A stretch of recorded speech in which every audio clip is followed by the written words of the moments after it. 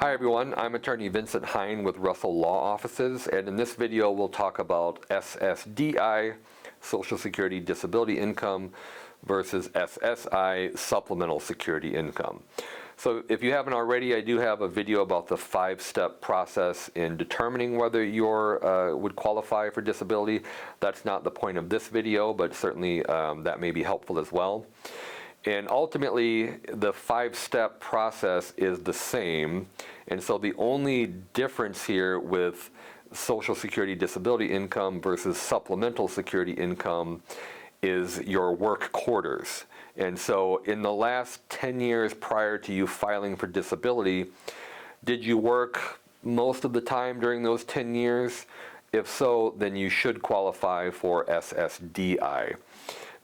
If you did not, then you can still qualify for SSI.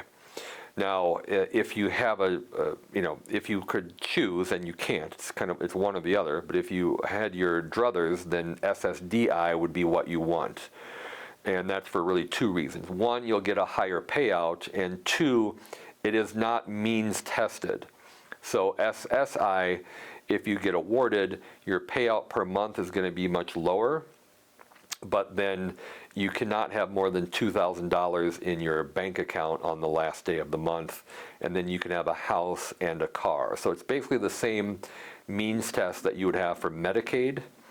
And so SSDI is what you want to get if you can, but if you don't have the work quarters, you can still apply for SSI. And this really speaks to the timing of it. Sometimes people wait too long and then they no longer qualify for SSDI because they didn't file and time aged out, and now they don't have enough work quarters. So it is worth looking into to file at the right time, because you could miss out.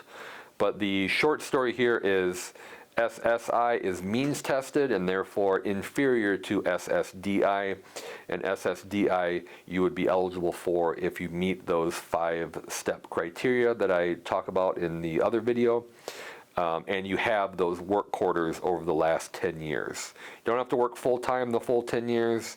It can be kind of a spotty work record, but if you did work the past 10 years, most of the time you probably qualify.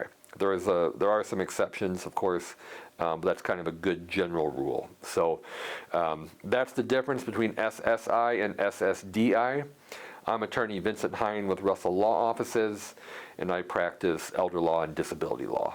Thank you.